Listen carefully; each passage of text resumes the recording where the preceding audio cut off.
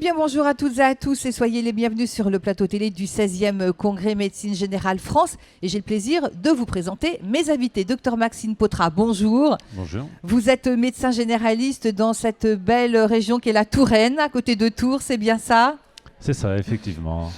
Alexandre Kobigo, bonjour, merci Bonjour. d'être sur notre plateau. Vous êtes responsable de projet à l'INCa. Messieurs, nous allons parler alcool, nous allons parler tabac et nous allons parler cancer. L'alcool, le tabac, premier facteur de risque de maladies cardiovasculaires et de cancer. On peut résumer comme ça, Alexandre Kobigo ? Alors, je parlerai uniquement pour le cancer, qui est mon domaine de compétences. Vraiment, effectivement, le tabac, c'est le premier facteur de risque de cancer. C'est 19% des cancers, à peu près, presque 20 en réalité. Et c'est 45 000 décès par an. Donc, c'est vraiment énorme. Pour l'alcool, on est autour de 8% des cas de cancer. Ça va représenter 16 000 décès par an, 28 000 cancers au total. Donc, on est vraiment sur des chiffres énormes. Toute cause de mortalité confondue, si on mélange tabac et alcool, on est à peu près 120 000 décès par an. Docteur Alexandre Kobigo vient effectivement de parler des cancers. Moi, je parlais des maladies cardiovasculaires. Je suis dans le vrai aussi, hein, non ? Oui, tout à fait. Tout Ouais. ce qui va être tabac Ouais. et alcool aussi, mais tout ce qui est problème cardiovasculaire, Yeah. tension, infarctus, AVC, c'est un des facteurs de risque principal à repérer et prévenir pour éviter que s'installent après des complications dans la durée. Alors, comment vous repérez et vous pouvez faire de la prévention ? Comme le disait Alexandre Kobigo, la prévalence est telle que tous les médecins généralistes voient tous les jours des patients qui ont Oui. des consommations de tabac ou alcool. C'est quelque chose qui fait partie de l'exercice quotidien. Et alors, c'est pas facile quand on est médecin généraliste parce qu'il faut penser à tout un tas de choses et rarement les gens viennent pour nous parler de leurs problèmes de consommation d'alcool, par exemple. Oui, mais vous les voyez. Alors, on les voit et du coup, il faut avoir une stratégie d'approche. Alors, on parle de repérage, le plus possible systématique, mais en pratique souvent opportuniste, c'est-à-dire à l'occasion d'une bonne occasion d'en discuter.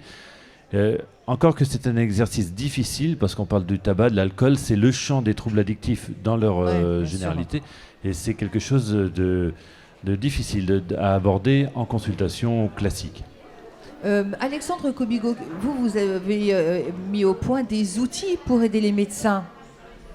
Alors effectivement, il existe vraiment énormément d'outils qui sont faits par l'INCa, mais aussi par d'autres acteurs. Hein. Je pense notamment à l'excellent travail qui a été réalisé par la HAS sur le sujet. Il faut vraiment le souligner. En fait, ils ont fait un travail de repérage et de synthèse sous forme de fiches pratiques, d'énormément de petits outils qui aident vraiment à systématiser le repérage et l'accompagnement tabac-alcool. Il y a également des outils sur le cannabis, en soins primaires en général, mais qui sont vraiment très bien faits pour la médecine générale. Docteur, comment faire pour que vous ne vous sentiez pas isolé ? Est-ce que parfois il y a effectivement des sentiments d'isolement ? Alors, effectivement, quand on est sur les troubles addictifs, quand un médecin va d'abord oser poser la question, c'est vrai que derrière, il y a qu'est-ce que je vais faire si jamais j'ai une réponse positive ? Et comment je vais prendre en charge ce patient ? Comment je vais l'accompagner ? On parle beaucoup d'accompagnement. Et les fiches de l'HAS préconisent l'approche RPIB qui est repérage précoce et intervention brève. Ça veut dire que c'est suivi de quelque chose. Alors qui va s'occuper de ce quelque chose ? Est-ce que c'est le médecin généraliste ? Alors du coup, il faut qu'il se sente compétent, formé, à l'aise. Il faut que le patient en face identifie son médecin généraliste comme la bonne personne ressource pour faire ça. Et puis si jamais ce n'est pas le cas, il y a des solutions pour s'appuyer sur des collègues, sur des consoeurs qui sont des structures autour. Peut-être que vous pouvez en dire un mot. Oui, je vous en prie, allez-y. Oui, alors tout à fait. Il existe en fait de nombreux mécanismes, de nombreux dispositifs qui favorisent la coordination entre les acteurs de santé, mais même plus largement entre tous les acteurs qui vont pouvoir être mobilisables sur le champ de la prévention, notamment à l'échelle des territoires. Alors il existe un dispositif assez intéressant qui s'appelle Mon Parcours Psy, qui permet un suivi vraiment individualisé, bon, malheureusement qui n'est pas accessible à tous les patients qui ont une addiction, mais en tout cas il a le mérite d'exister pour certains parcours. Et moi j'aimerais aussi promouvoir certains dispositifs, comme par exemple les contrats locaux de santé, les CPTS, également tout ce qui va être l'exercice coordonné en maison de santé pluriprofessionnelle. En fait, tous ces dispositifs permettent de mettre en place des parcours personnalisés pour les personnes qui fument, qui boivent, et de faire intervenir en fait des structures spécialisées, de faire intervenir des compétences qui viennent en complément de celles du médecin généraliste et qui permettent aussi finalement un suivi beaucoup plus complet et sur la durée. Je pense notamment aux infirmières, mais il y a également énormément d'associations qui font un boulot absolument incroyable au niveau local et qu'il est tout à fait intéressant en fait d'intégrer dans une stratégie globale. Oui, parce que vous avez raison de le souligner, il y a l'accompagnement du patient, tout son suivi.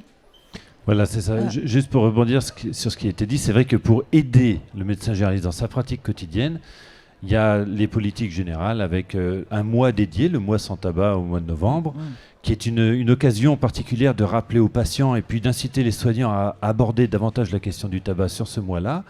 Il y a le Dry January en janvier qui est une occasion comme une autre de parler d'alcool. Après, c'est pas facile d'être systématique dans une consultation puisqu'il y a tellement de choses qu'il faudrait pouvoir repérer. On parle de violence, en ce moment on parle d'inégalité de santé, on parle de tout un tas de choses.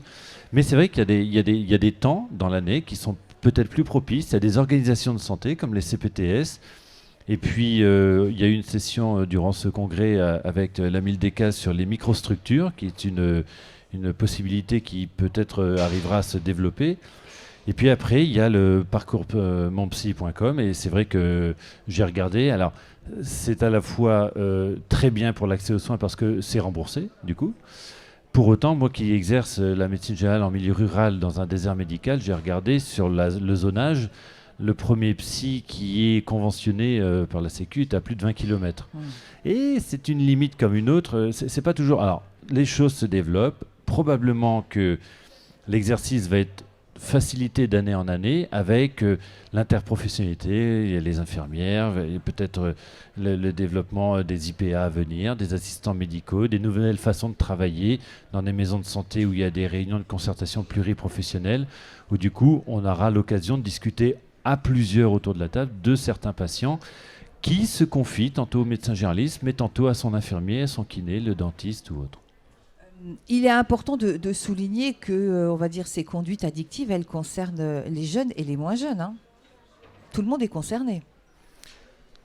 Alors tout le monde est concerné et si on veut aller même dans les âges extrêmes de la vie, c'est pas facile d'aborder avec une petite grand-mère qui prend son médicament pour dormir tous les soirs s'il n'y a pas un petit peu une conduite addictive derrière ce médicament qui est pris systématiquement depuis des années et auquel elle tient très fermement au moment du renouvellement de l'ordonnance. Oui, et puis il faut dire ce qui est. On en a discuté ici.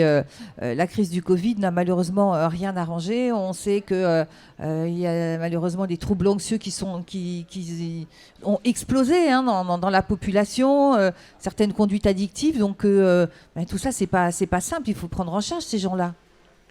Alors effectivement, il y a eu différents travaux de recherche qui ont été menés, et notamment un dans notre équipe Tourangelle, qui a montré qu'effectivement, durant une période de vie difficile, avec des changements sociétaux brutaux comme un confinement, les personnes qui ont des troubles addictifs, parfois se révèlent en difficulté pour faire face à tous ces changements. Et ceux qui auraient des traits plus en faveur d'une forme d'impulsivité majorent leur consommation, s'isolent encore davantage et ont du mal à sortir de tout ça une fois le confinement levé. Au contraire, certaines autres personnes se posent des questions et font preuve d'une réflexivité à même d'être l'occasion, comme on a parlé de mois dédiés, là c'est une occasion de vie, de se poser des questions sur les consommations, de réorienter un petit peu l'équilibre de sa vie pro-perso, et peut-être de commencer à initier une réduction des consommations qui étaient peut-être devenues un peu toxiques. Alexandre Kobigo, je vous vois approuver effectivement ce que dit le docteur Potra. Oui, tout à fait. Moi, ce que j'aime beaucoup là, dans ce que j'entends, c'est qu'en médecine générale, effectivement, il faut une prise en compte de l'endroit où se situe le patient. Et en fait, ce qu'il souhaite faire, on parle souvent des approches patient-centrées, c'est vraiment exactement ça. Il faut comprendre là où en est le patient dans sa volonté d'arrêt et agir en fonction de ça. Et c'est là-dessus aussi que la HAS a beaucoup travaillé dans ses outils. Il y a des outils qui permettent de catégoriser le niveau de motivation des patients, qui permettent aussi de créer un petit peu des occasions, de tendre des perches pour essayer d'initier, de passer sur un nouveau stade motivationnel. Tout ça paraît très complexe, mais les outils de la HAS ont simplifié les choses et vraiment permettent une pratique très très simplifiée sur ces aspects-là. Puis on peut rappeler que malheureusement les cas de cancer du poumon, notamment chez les femmes, augmentent. Voilà, je pense qu'il faut rappeler que malheureusement les chiffres du cancer sont pas bons, chacun fait ce qu'il peut, mais la prévention est plus que jamais nécessaire. Tout à fait. C'est vrai qu'on parle beaucoup de santé des femmes en ce moment. Ouais. Je pense que la consommation de tabac chez les femmes devrait vraiment être une cible principale de tous ces enjeux autour de la santé des femmes, puisque là, on assiste vraiment presque à des courbes qui se croisent entre la consommation des hommes et des femmes. En tout cas, vraiment une explosion de la consommation chez les femmes qui va avoir des répercussions sur le nombre de cancers de poumons dans les prochaines années, et que c'est assez inévitable. Donc effectivement, il y a un effort à mettre sur les femmes. Il y a un effort également à mettre sur la jeunesse, parce que ça, c'est très important de repérer le plus tôt possible les comportements à risque. D'une part parce que finalement l'impact, c'est sur cette population que l'impact il est maximal, mais en plus au-delà de ça, c'est souvent agir avant que la dépendance ne s'ancre. Donc c'est vraiment aussi ça l'importance d'agir sur les populations jeunes. Docteur Maxime Potra, je vous laisse le mot de conclusion, à moins que vous ayez encore quelque chose à ajouter, dites-moi. Non, je dirais juste que d'une part, donc repérer les consommations à risque, c'est déjà une forme d'accompagnement. Donc ça, c'est un message important pour les médecins. Il est essentiel de vraiment profiter de toutes les opportunités pour creuser les sujets de prévention alcool, tabac avec les patients. Il y a un objectif aussi de banaliser ces sujets-là, notamment de banaliser l'alcool en premier recours. Ça, c'est vraiment quelque chose qu'il faut réussir à faire. Contrairement aux idées reçues où on entend souvent il y a une forme de tabou, les patients ne veulent pas en parler, on va se prendre un mur, etc. On voit en fait quand on fait des études que les patients sont en attente d'informations qui leur permettent d'améliorer leur qualité de vie, leur santé, et surtout qu'ils considèrent que leur généraliste est la personne la plus légitime pour le faire. Donc il faut y aller. Docteur Maxime Potra, allez, je vous laisse le mot de la fin. Je suis entièrement d'accord et je pense qu'effectivement ça reste difficile parce que quand on fait l'expérience de la consultation, on se rend compte qu'il y a des freins dans la façon d'aborder les choses, d'oser parler d'alcool à quelqu'un qui vient faire un certificat de foot, par exemple, c'est pas toujours évident.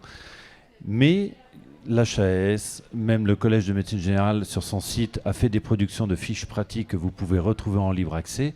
Et il y a tout un tas il y a le site Intervenir Addiction qui est bien fait avec des scénettes qui sont proposées. Avec un maître mot, c'est que si on attend d'être tout à fait formé, compétent, valorisé dans son activité, on n'y arrivera pas. Donc la première étape, c'est d'oser. En tant que soignant de premier recours, il faut oser aborder les consommations, alcool, tabac, cannabis et autres. Après le reste, laissons-nous surprendre parce que des fois, effectivement, les patients sont en attente et d'eux-mêmes vont souvent proposer des solutions. Donc les soignants, il faut oser avant tout. Eh bien, écoutez, ce sera le mot de la fin. En tout cas, je vous remercie d'être venu sur Merci notre beaucoup. plateau. Je vous souhaite une bonne continuation. Merci beaucoup. Quant à moi, je vous remercie de nous avoir suivis. Je vous rappelle que vous pouvez nous retrouver sur les réseaux sociaux et sur la chaîne YouTube. Et puis, restez avec nous. D'autres entretiens suivent.